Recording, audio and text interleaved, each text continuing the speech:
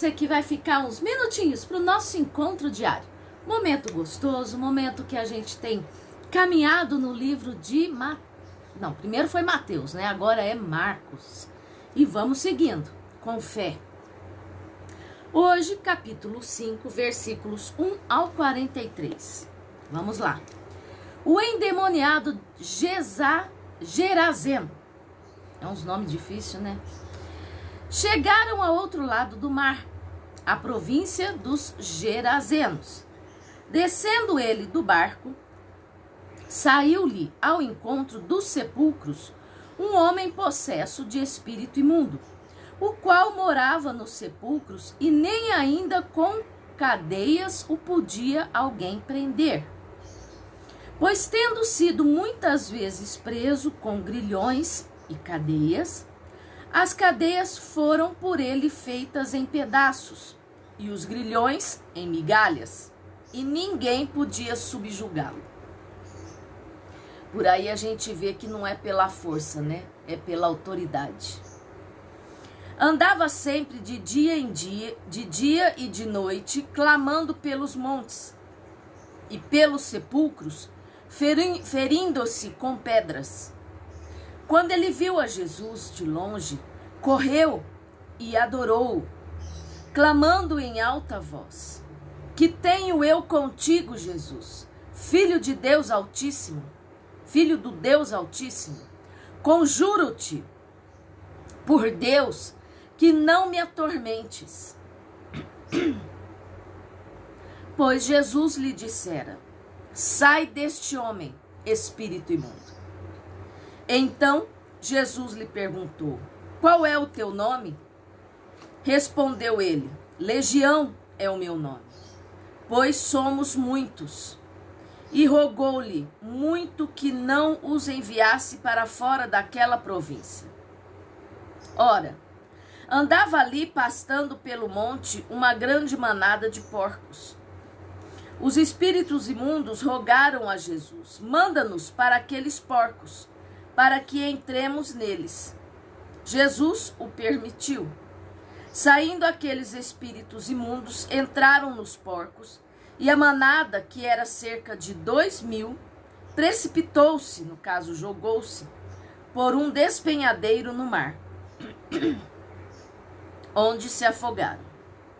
Os que apacentavam os porcos fugiram e o anunciaram na cidade e pelos campos. Muitos saíram para ver o que havia acontecido. Indo ter com Jesus, viram o endemoniado, o que tivera a legião,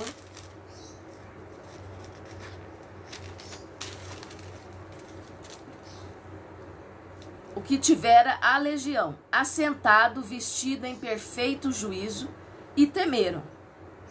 Os que ali tinham visto contaram-lhes o que acontecera ao endemoniado e acerca dos porcos.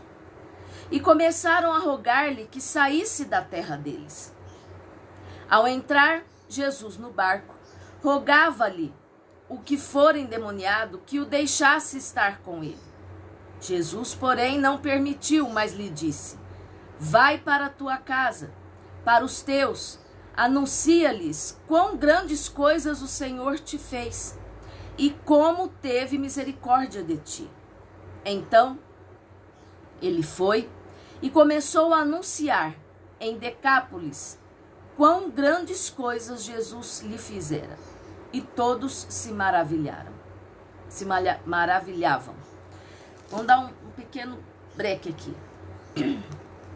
Meus amados, vocês viram que quando você não tem pontas soltas, quando você não tem um fiozinho de cabelo preso com Satanás, quando você tem autoridade de Deus, o mal se submete a você. Quando a gente faz coisa errada escondido, quando a gente mente, quando a gente trai, quando a gente apronta coisas feias, a gente fica com o rabo preso. Como diz antigamente, a gente fica com o rabo preso com Satanás. E aí você abre brechas para Satanás aprontar na tua vida. Você impede que bênçãos cheguem até você. É muito importante a gente vigiar no que a gente fala, no que a gente vê, no que a gente ouve, no que a gente convive. Minha mãe fala uma coisa que tem muito sentido. E se você estiver duvidando, faz a experiência. Toma um banho, se perfuma, o perfume mais caro que você tiver. Perfume francês, que são os mais fortes e mais caros. Acho que depois vem os perfumes árabes, né, se eu não me engano. Toma aquele banho, se perfuma dos pés à cabeça. Coloca uma bota daquelas de plástico, né, de borracha, e entra num chiqueiro. Atravessa ele ali, ó, devagarzinho, para não ter perigo de se sujar muito. Só o fundo da botina. Vai lá, atravessa de um lado para o outro lado do chiqueiro e sai. Pede para alguém te cheirar. Você vai estar cheirando excremento, fezes de porco. Vai estar impregnado na sua roupa. Mesmo que você não tenha se lambuzado lá de propósito. Você tenha andado devagarzinho para só sujar o solado do calçado. Mas a tua roupa, teu cabelo, tua pele vai estar impregnado. Assim é o pecado. Não adianta você pecar escondido, porque ele impregna você. E esse cheiro, esse mau cheiro, esse fedor vai chegar nas narinas de Deus. Porque só para lembrar, Deus vê tudo, o oculto, o escondido. Você nem pensou, Deus já sabe o que você está pensando. Você vai pensar naquele dia, naquela hora, naquele minuto, naquele segundo. Deus vê tudo, sabe tudo, ouve tudo, discerne tudo. Então, cuidado, para você não passar para Deus um fedor, né? Ao contrário de um aroma agradável de adoração, com as suas atitudes, com seus pensamentos. Amém? Vamos continuar. A filha de Jairo. Olha que exemplo de fé. A cura de uma mulher enferma. Tendo Jesus passado no barco para o outro lado, ajuntou-se a ele uma grande multidão, enquanto ele estava junto ao mar. Então, chegou um dos principais da sinagoga, por nome Jairo, o qual, vendo-o, prostrou-se aos seus pés e rogava-lhe muito: minha filha está à morte. Rogo-te que venhas e lhe imponha as mãos para que sare e viva. Pelo que Jesus foi com ele. Grande multidão o seguia, comprimindo-o. Certa mulher, que havia 12 anos tinha uma hemorragia e que havia padecido muito à mão de vários médicos e despendido, né, dado tudo o que tinha, sem contudo nada aproveitar, pelo contrário, indo a pior. Quer dizer, ela foi vendendo, foi dando, foi pagando tudo que tinha, se desfazendo de tudo que tinha de bens, para poder tentar achar uma cura, só que ela só ia piorando, não estava resolvendo de nada. Ouvindo falar de Jesus, veio por detrás entre a multidão e tocou na sua veste. Dizia ela: se tão somente tocar nas suas vestes, sararei.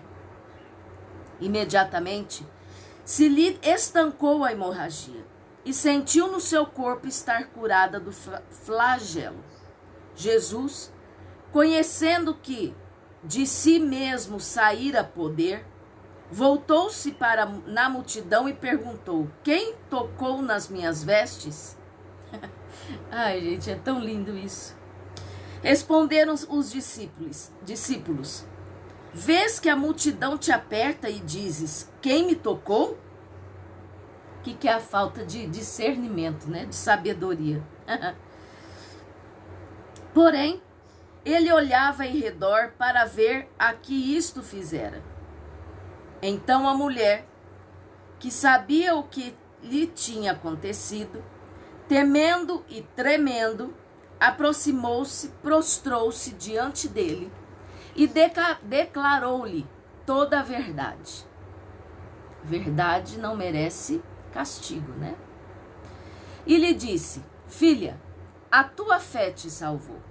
Vai em paz e sê curada deste teu mal. Estando ele ainda falando, chegaram alguns da casa do principal da sinagoga, a quem disseram: a tua filha está morta. Por que incomodas o mestre? Porém Jesus, tendo ouvido estas palavras, disse ao principal da sinagoga: não temas, crê somente. Sabe uma coisa que assim, quanto mais eu leio, quanto mais eu me aproximo do Senhor, quanto mais eu me esforço para ser um pouquinho digna de que Ele olhe para o meu lado, eu me apaixono ainda mais, porque Jesus é tão simples. Servir a Deus é tão simples. Eu não sei por que as pessoas complicam tanto algo que é tão simples para o Senhor. Ah, mas Ele é Deus, né, pastora? Não quer falar? Não. Ele nos mostra que é simples. Basta buscar, basta crer. Vocês acham que quando eu tenho uma enfermidade, eu fico, ai, eu vou morrer, ai. Não. Eu falo: Senhor, Tu és o dono da minha vida. Tá doendo? Tá. Tá complicado? Tá complicado. Porque eu sou de carne e osso. Mas eu sei que o Senhor é o dono da minha vida. Eu sei que um fio de cabelo da minha cabeça não cai se não for com a Tua permissão. Então eu estou nas Tuas mãos. E eu descanso no Senhor. Se o Senhor tocar o meu coração, vai ao médico? Eu vou ao médico. Porque os médicos foram deixados para a gente usá-los, né? Para nos socorrer. Mas primeiramente, a minha vida eu declaro com todas as letras, várias vezes, na hora que está doendo, que não está doendo, que Senhor, a minha vida te pertence. Se eu tenho que passar por isso, é porque o Senhor permitiu. Eu procuro cuidar do templo do Espírito Santo, que é o meu corpo físico. Não faço extravagância, não sou essa louca que sai pela rua aprontando farra e bagunça. Eu tento me cuidar. Mas se eu tenho que passar por isso, se aconteceu, estou nas Tuas mãos. Isso é fé. Vamos continuar. Porém Jesus, tendo ouvido essas palavras, disse ao principal da sinagoga: não temas, crê somente. E não permitiu que ninguém o seguisse, a não ser Pedro, Tiago e João, irmão de Tiago. Tendo chegado à casa principal da sinagoga, viu o alvoroço e os que choravam muito e pranteavam. Ao entrar, lhes disse: por que vos alvoroçais e chorais? A menina não está morta, mas dorme. Mas riam-se dele. Tendo ele, porém, feito sair a todos, tomou consigo o pai e a mãe da menina e os que vieram com ele e entrou onde ela estava. Tomou-a pela mão, disse: Talita, cumi, que quer dizer: menina, eu te ordeno, levanta-te. Eita, que autoridade maravilhosa, né? E como eu já disse, a gente alcança a autoridade porque o Senhor falou que faríamos coisas até maiores, em nome dele. Como que Jesus tinha essa autoridade? Porque ele não pecava. Ele lutava para fazer tudo conforme papai lhe mandava. Então, menina, eu te ordeno, levanta-te. Imediatamente a menina, que tinha 12 anos, levantou-se e começou a andar. Então assombraram-se todos com grande espanto. Mas Jesus mandou-lhes expressamente que ninguém o soubesse, e ordenou que dessem de comer a menina. Amém? Meus amados, a palavra fala por si só. Lute para não pecar, para não ter respingos de imundície na sua vida. Porque Deus vê tudo, ouve tudo, sabe tudo.